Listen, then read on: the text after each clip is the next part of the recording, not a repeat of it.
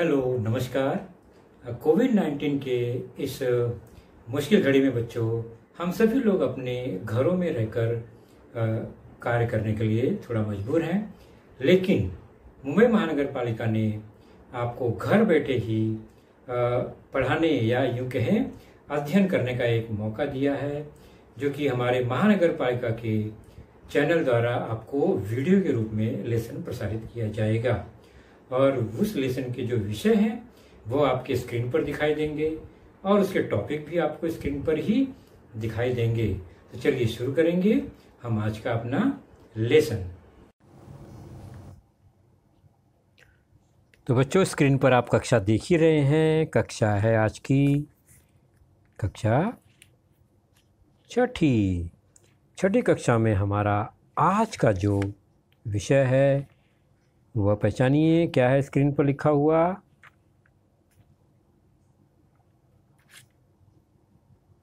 वह है गणित। तो गणित विषय में हमारा आज का जो पाठ है वह है आपके पाठ्य पुस्तक से पाठ क्रमांक 14वां, बैंक एंड सिंपल इंटरेस्ट, अर्थात बैंक और साधारण ब्याज। तो बैंक के बारे में तो आप जानते ही हैं, लेकिन बैंक से संबंधित कुछ बातों को हम आज जानने का प्रयास करेंगे। तो मैं हूं आपका वर्चुअल मार्गदर्शक अजय कुमार मौर्य, MCGM के वर्चुअल क्लासरूम दादर से। तो जब भी बैंक का नाम आता है तो आर्थिक व्यवहार की बात आती है। आर्थिक व्यवहार मतलब पैसों का लेन देन, पैसा जमा करना, पैसा निकालना, किसी को पैसा देना। ये सब जब व्यवहार आती है तो हम बैंक को याद करते हैं कि हम हमेशा पैसे लेकर तो नहीं घूमते, लेकिन हमारे पैसे जो भी हमारे पास होते हैं कुछ, वह हम बैंक में सुरक्षित रखते हैं। तो बैंक क्या है? तो बैंक एक वस्तु है, एक दुकान जैसा है, मकान जैसा है, जिसमें या ऑफिस है जिसमें पैसों का लेन देन का हिसाब रखा जाता है। अलग अलग प्रकार के आकार के बैंक आपको दिखाई देंगे, छोटे बैंक से लेकर बड़े बड़े कमरों वाले बैंक। और बैंक की बात जब आएगी, और अगर हमें बैंक नहीं जाना है तो आसपास हमें यह मशीन दिखाई देता है, जहां हम बैंक में प्रत्यक्ष गए पैसे निकाल सकते हैं। ATM मशीन है यह, जिसमें ATM कार्ड का उपयोग करके पैसे निकाले जाते हैं हमारे ही खाते से। जो हमारे अपने पैसे हैं जो हमने बैंक में जमा किए हैं, उसी को हम इस मशीन से निकाल सकते हैं। तो ये हो गई सामान्य बातें। अब हम गणित में बैंक और साधारण ब्याज से संबंधित कुछ बातों को समझेंगे। सबसे पहले हमने पैसों का व्यवहार करने वाली सरकार ने हमारी संस्था, यानी जिसको सरकारी मान्यता मिली है, सरकार का संरक्षण भी प्राप्त होता है, ऐसे संस्था को बैंक कहते हैं। बहुत सारे प्राइवेट बैंक भी होते हैं। बैंक के कारण पैसों का नियोजन, आर्थिक नियोजन आसान होता है। बैंक में नकद रकम जमा करना या नकद रकम निकालने का व्यवहार किया जाता है। इसके लिए बैंक में खाता खोलना पड़ता है, यानी हमारा एक अकाउंट होता है, हमारे नाम से वहाँ पर एक बही खाता बनता है। बैंक में अलग अलग प्रकार के खाते होते हैं। कौन कौन से खाते होते हैं केवल हम नाम जान लेते हैं, हमें इसके बारे में ज़्यादा चर्चा नहीं करनी है। चालू खाता, करंट अकाउंट, जिसमें अगर इस खाते में पैसे हम कभी भी डाल सकते हैं, निकाल सकते हैं, कितनी ही बार इसका कोई लिमिट नहीं है। इस खाते में हमें बैंक कोई भी अलग से पैसा नहीं देती है पैसा रखने के एवज में। दूसरा है बचत खाता, सेविंग खाता। इसमें लिमिट है, निश्चित बार हम पैसा को निकाल सकते हैं, जमा कभी भी कर सकते हैं, निकालने की सीमा होती है। और इसमें पैसा रखने पर बचत खाता में बैंक हमें कुछ राशि एक्स्ट्रा देती है। अगला है अवधि जमा खाता यानी फिक्स्ड डिपॉजिट, अर्थात कुछ निश्चित रकम को हम एक बार बैंक में कुछ महीनों के लिए, साल के लिए जमा कर सकते हैं और अवधि ख़त्म होने पर हमें ज़्यादा पैसा मिलता है।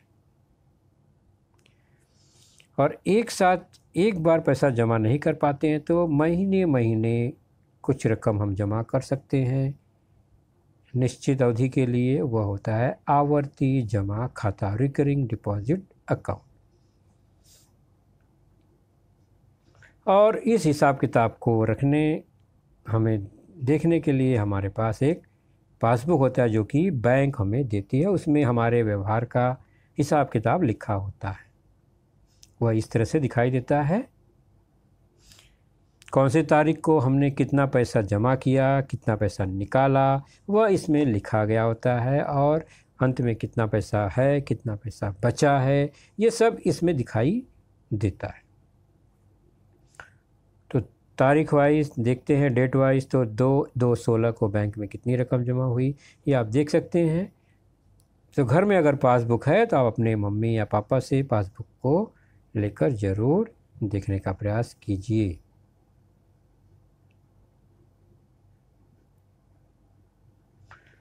चलिए, मुख्य मुद्दा है हमारा बैंक का ब्याज। यह क्या होता है? और जो बैंक के ब्याज की बात आएगी तो बैंक से संबंधित कुछ शब्दावली को हमें समझना है। ब्याज, मूलधन, समय, अवधि और दर, ये 4 प्रमुख शब्द का प्रयोग बार बार होता है। बहुत आसान सी चीज़ है बच्चों, हम समझेंगे इसे।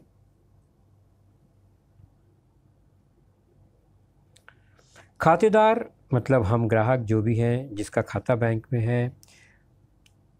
बैंक में जब वो कुछ पैसा जमा करता है तो बैंक कुछ समय बाद खातेदार को एक्स्ट्रा ज़्यादा रकम देता है।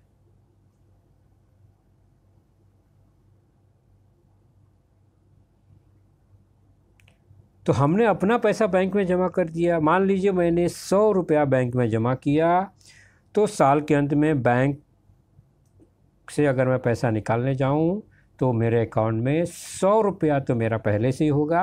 हो सकता है उसमें 2, 4, 6 रुपया ज़्यादा भी दिखाई दे जो कि बैंक ने मुझे दिया है पैसा रखने के एवज में। तो बैंक हमें कुछ न कुछ रकम देती है। और अगर हमने बैंक से कर्जा लिया है और जब हम बैंक में पैसा भरने जाते हैं तो बैंक अपने पैसे के बदले में हमसे कुछ ज़्यादा रकम भी लेती है। तो हमने पैसा जमा किया तो बैंक हमें ज़्यादा रकम देती है, और हमने बैंक से कर्जा लिया तो लौटाते समय भी हमें बैंक को मूल रकम से ज़्यादा रकम देनी पड़ती है। तो इस प्रकार बैंक द्वारा दी गई यानी जो रकम एक्स्ट्रा देती है या एक्स्ट्रा रकम जो हमसे लेती है वह ब्याज कहलाता है, इंटरेस्ट कहलाता है। तो ब्याज, मूलधन, समय और दर को समझने का प्रयास करते हैं। तो सबसे पहले ब्याज हमने समझा। ब्याज मतलब ज़्यादा रकम जो हमारे रकम के बदले में मिला या हमने दिया। बैंक में जो रकम हम जमा करते हैं या बैंक से हम जितना कर्ज लेते हैं वह मूलधन होता है। हमने 100 रुपया जमा किया तो 100 रुपया मेरा मूलधन है। बैंक ने 5 रुपया ज़्यादा दिया तो 5 रुपया मेरा ब्याज हुआ, मतलब मुझे 100 और 5 105 रुपया मिलेगा। तो 100 रुपया मूलधन और 5 रुपया ब्याज। और वो कितने दिन में मिला? 1 साल बाद अगर मिलता है तो उस समय को, उस अवधि को समय शब्द लिखा जाता है। यानी 1 साल बाद मिला तो समय 1 साल या 1 वर्ष। तो हम ब्याज, मूलधन, समय और दर को समझने का प्रयास कर रहे हैं।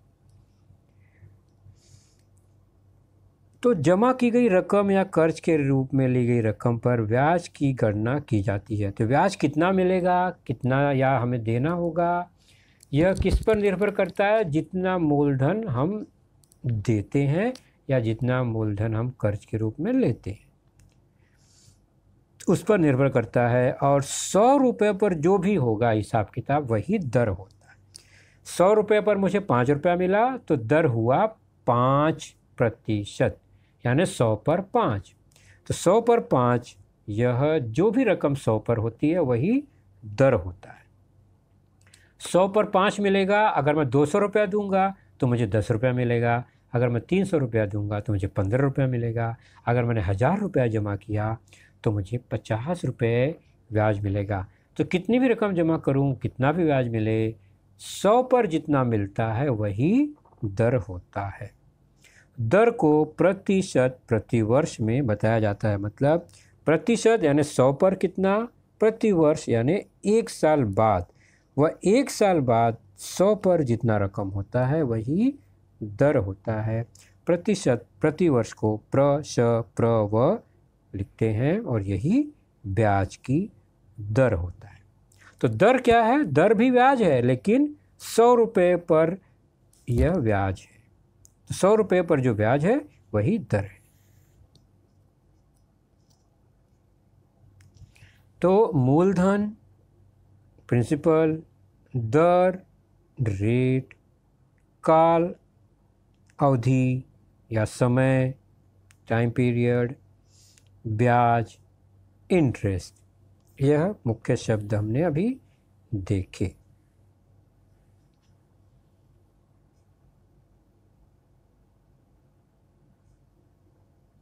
मूलधन यहाँ मैंने 25,000 रुपये लिख दिया। अगर है, हमने 25,000 जमा किया है तो 25,000 हमारा मूलधन होगा। अब दर क्या है? तो दर अगर 8% है, मतलब 100 रुपये पर 8 रुपया मिलेगा मुझे ब्याज, तो वह दर हुआ। 100 पर 8 मिलेगा तो 25,000 पर जितना मिलेगा वही मेरा ब्याज होगा। और कितने साल के लिए है? मान लीजिए मैंने 1 साल के लिए रखा है, तो 1 साल बाद मुझे 100 रुपये पर 8 रुपया मिलेगा। अगर 2 साल का होगा तो 8 और 8 16 रुपया मिलेगा 2 साल बाद। तो यह अर्थ होता है। और हिसाब लगाने पर हमें जो भी ब्याज मिलेगा, 100 पर 8 तो 25,000 पर कितना, तो 6,000 रुपये मिलेगा हिसाब किताब करने पर। ज़्यादा रकम वह हमारा ब्याज हुआ। यह उसका उदाहरण है। चलिए आप प्रश्न को या उदाहरण को पढ़िए और जो हमने लिखा है उसको समझने का प्रयास कीजिए। लिखा है 8% प्रति वर्ष ब्याज की दर से आकाश ने 25,000 रुपये 3 वर्षों के लिए जमा किया, तो उसे 6,000 रुपये ब्याज मिले। तो मूलधन 25,000 रुपये, दर 8%, समय 3 वर्ष के लिए मैंने 1 लिखा है, मतलब यहाँ गलत हो गया। मुझे कितना लिखना है यहाँ पर? 3 वर्ष। 3 वर्ष पे उसे 6,000 रुपये ब्याज मिले। तो ये कुछ लेखा जोखा था। चलिए अब दूसरा उदाहरण देखते हैं। सुनंदा ने 5% प्रति वर्ष ब्याज की दर से किसी बैंक में 1 वर्ष के लिए कुल 500 रुपये जमा किए, तो उसे वर्ष के अंत में कितना ब्याज मिलेगा? चलिए आप बताइए, ध्यान से देखिए। मूलधन यानी मूल रकम कितनी है, दर कितना है यानी 100 पर कितना रकम मिल रहा है हर साल, कितने वर्ष या समय के लिए रकम जमा किया है, और ब्याज क्या होगा। तो मूलधन 500 रुपये, ध्यान से देखिए। जमा किए तो मूलधन 500 रुपये। प्रतिशत प्रति वर्ष के रूप में ब्याज की दर कितनी है? 5% प्रति वर्ष, 5% प्रव, तो दर हो गया 5% प्रतिशत प्रति वर्ष। कितने समय के लिए जमा किया गया रकम? प्रश्न में जानकारी में क्या लिखी गई है? 1 वर्ष, तो अवधि हो गई 1।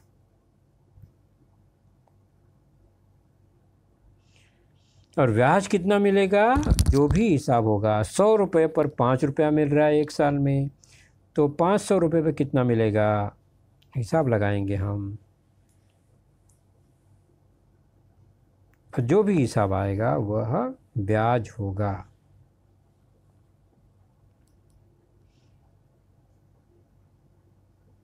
तो ब्याज कैसे ज्ञात करना है हमें, वही आज जानना है, समझना है। तो सुनंदा ने 5% प्रति वर्ष ब्याज की दर से किसी बैंक में 1 वर्ष के लिए कुल 500 रुपये जमा किए, तो वर्ष के अंत में कितना ब्याज यानी कितना रकम बैंक उसे ज़्यादा देगा? तो मूल रकम हमने देखा वही मूलधन है और वह है 500 रुपये। दर है 5% प्रति वर्ष, यानी 100 रुपये पर 5 रुपया ब्याज। तो 100 रुपये पर 5 रुपया ब्याज मिल रहा है, तो 500 रुपये पर ब्याज कितना मिलेगा, यही तो हमें पता करना है। तो जब मूलधन पर कितना ब्याज मिलेगा पूछा जाएगा, तो हम पहले उसको मान लेंगे कि माना x रुपये ब्याज मिलेगा, क्योंकि हमें पता नहीं है, अननोन है। तो जो चीज़ हमें नहीं पता है उसको हम x मान लेंगे।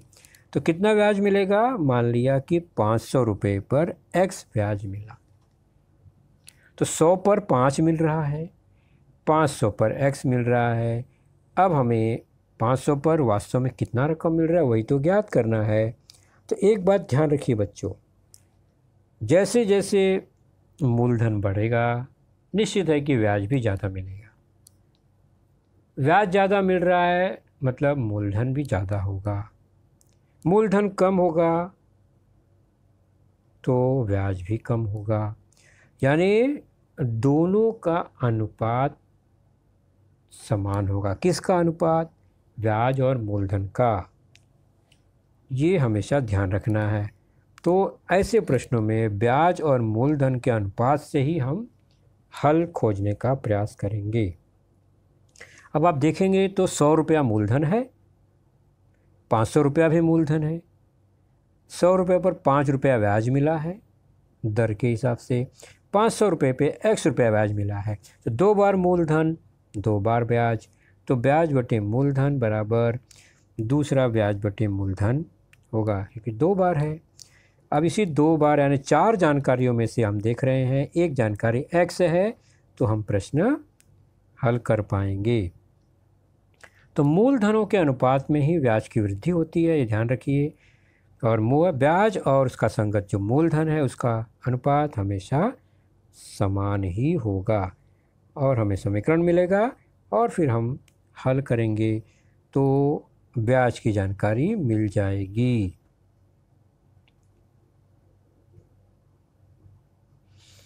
तो मूलधन के अनुपात में ही ब्याज में वृद्धि होती है, तो ब्याज और मूलधन का अनुपात हमेशा समान होता है। इसको ध्यान में रखकर ही प्रश्न हल करेंगे।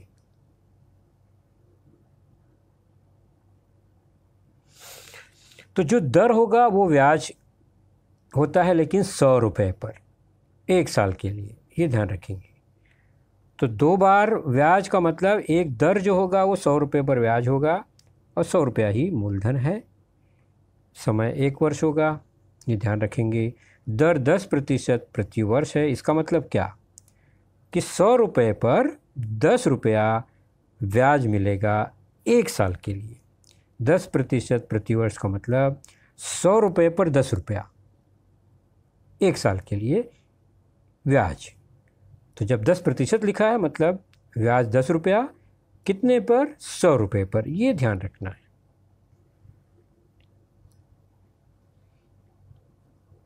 अब सुनंदा वाला प्रश्न देखते हैं फिर से। सुनंदा ने 5% प्रति वर्ष ब्याज की दर से किसी बैंक में 1 वर्ष के लिए कुछ 500 रुपये जमा किए। वर्ष के अंत में ब्याज के रूप में कितने रुपए मिलेंगे? तो हम जानते हैं मूलधन के अनुपात में ही ब्याज बढ़ता है, तो हमें ब्याज और मूलधन का अनुपात निकालना होगा और फिर प्रश्न को हल करना होगा। सबसे पहले ब्याज और मूलधन को लिखेंगे। तो अपने प्रश्न को पढ़कर हल करते समय क्या करना है? सबसे पहले ब्याज और मूलधन को नोट करेंगे, 1 साल का कितना है। ब्याज निकालना है तो हमने x मान लिया, और मूलधन कितना है? 500 रुपया जमा किया है। तो 500 रुपया जमा किया है, ब्याज कितना मिलेगा? x, वो हमने मान लिया। अब दर के हिसाब से ब्याज कितना मिल रहा है? 5। कितने पर ये मिलता है? प्रतिशत है तो 100 पर। ये हमेशा ध्यान रखो, प्रतिशत प्रति वर्ष 5, 100 पर 5 रुपया 1 साल के लिए। तो अब हमें इसका अनुपात x बटे 500 यानी ब्याज बटे मूलधन बराबर दूसरा ब्याज बटे मूलधन। अब हमें हल करना है। हमने इसके पहले भी ऐसे प्रश्नों को हल किया है, लाभ हानि के प्रश्नों में हल किया है। x का मान निकालना है, बटे 500 है, तो 500 हटाने के लिए क्या करेंगे? दोनों पक्षों में 500 से गुणा। 500 से 500 कट गया, x बचा। दूसरी ओर 5 गुणे 500 बटे 100। अब 500 में 100 से भाग देंगे तो 5 आएगा। आप देखिए तो ये हो जाएगा 5, और 500 में 100 से भाग देने पर 5 आया, तो 5 गुणे 5 आया। x बराबर 5 गुणे 5 25। तो x का मान आ गया 25, और x क्या था हमारे लिए? 500 पर ब्याज। तो सुनंदा को ब्याज के रूप में 25 रुपये मिलेंगे। मूल रकम 500, 25 रुपया ज़्यादा मिलेगा।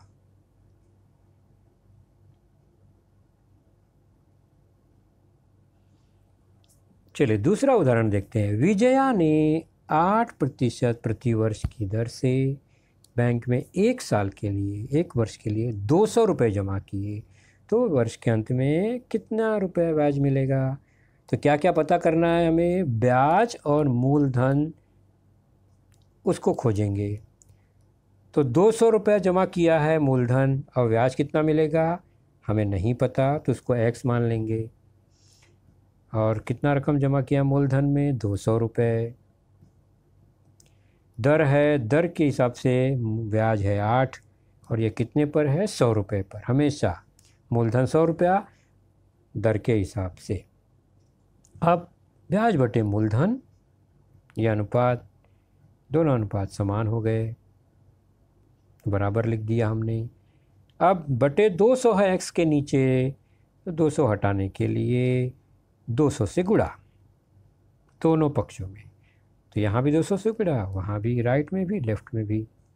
200 से 200 कट गया, x बचा, और यहाँ आ गया 8 गुणे 200 बटे 100। 200 में 100 से भाग देंगे तो 2 बार जाएगा। 8 गुणे 2 हो गया 8 दूनी 16। तो विजया को ब्याज के रूप में 16 रुपये मिलेंगे। तो देखा हमने कैसे हल किया प्रश्न। हर बार ब्याज और मूलधन को ध्यान से खोजा और फिर समीकरण बनाया और प्रश्न को हल किया।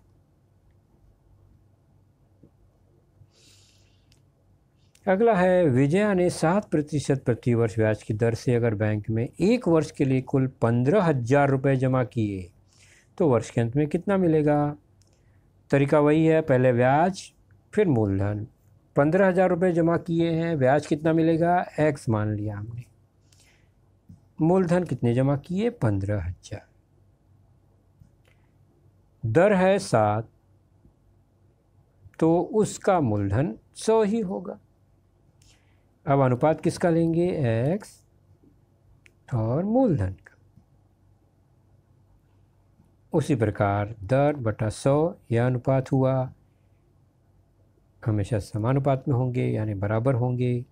15,000 हटाना है x के नीचे से, तो 15,000 से दोनों तरफ गुणा होगा। तो 7/100 में भी 15,000 से गुणा, x बटे 15,000 में भी 15,000 से गुणा।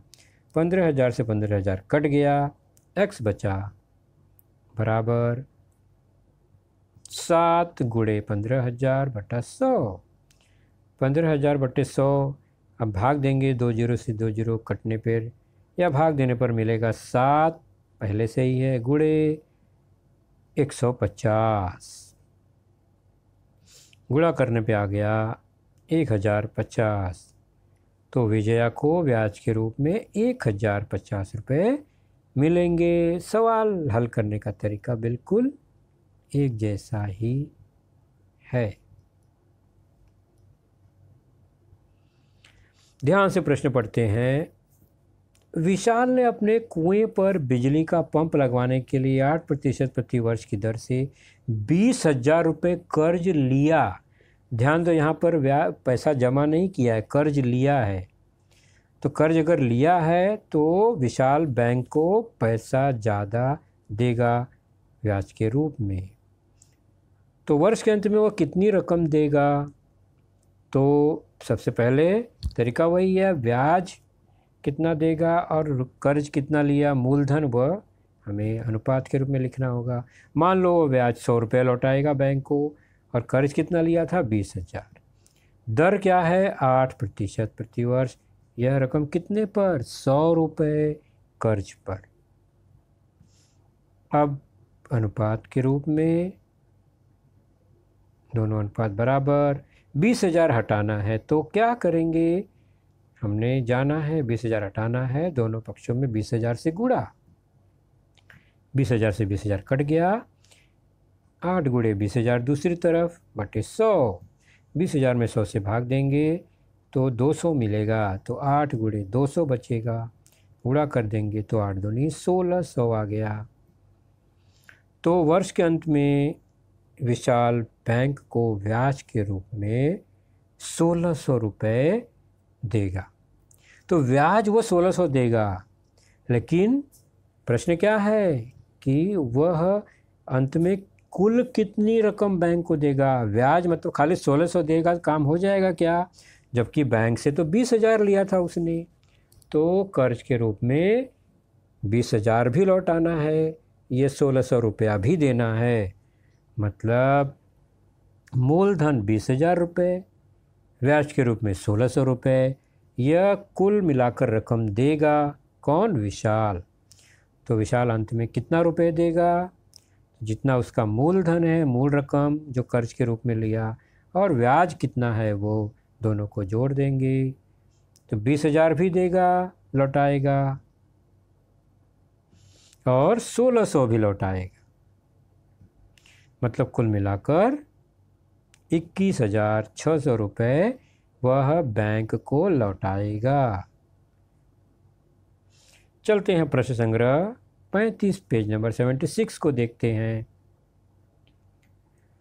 10% प्रति वर्ष यानी दर 10% है, 100 पर 10 से 6,000 रुपये का एक वर्ष का ब्याज कितना होगा? तो ब्याज कितना होगा? कितने रुपए का? 6,000 का पता करना है ना। तो मान लिया x, मूलधन कितना है? 6,000 रुपये, दर कितना है? 10 100 पर। तो अनुपात क्या होगा? 6/x बटा 6,000, और यह किसके बराबर होगा? यह होगा 10/100 के बराबर। अब 6,000 हटाना है तो क्या करेंगे बताइए?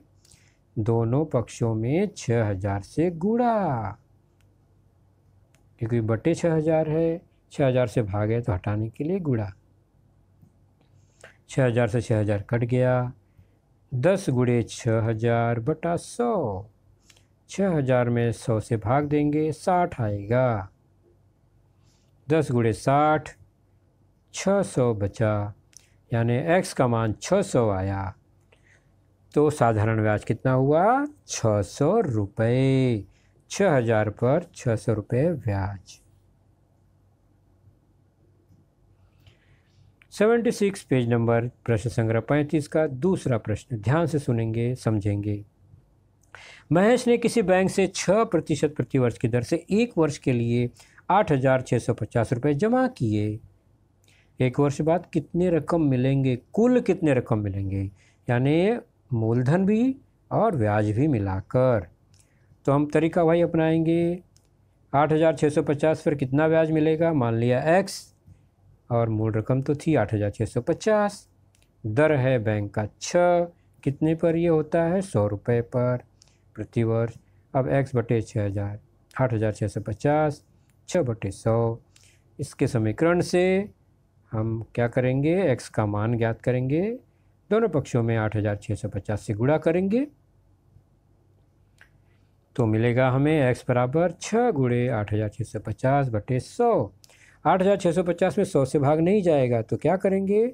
6 से गुणा कर देंगे ऊपर ऊपर, तो आ जाएगा 51900 बटे 100, पहले से ही नीचे है। अब 100 से भाग देंगे तो 519 आएगा। तो ब्याज मिलेगा 519 रुपये महेश को। तो खाली ब्याज मिलेगा 519, और प्रश्न में ब्याज नहीं पूछा है, कुल कितना रकम मिलेगा। तो उसका उसने जो जमा किया था मूलधन वो, और जो ब्याज है वो, दोनों मिलाकर जो रकम होगा वही उसे 1 साल बाद मिलेगा। तो 1 वर्ष बाद महेश को मिलेगा मूलधन, उसका अपना पैसा, और ब्याज के रूप में जो मिला है, दोनों मिलाकर हो गया 8650 धन 519, और दोनों मिलाकर हुआ 9169 रुपये। यह महेश को 1 साल बाद मिलेगा। तो इसलिए महेश को 1 वर्ष बाद कितना रकम मिला? 9169 रुपये।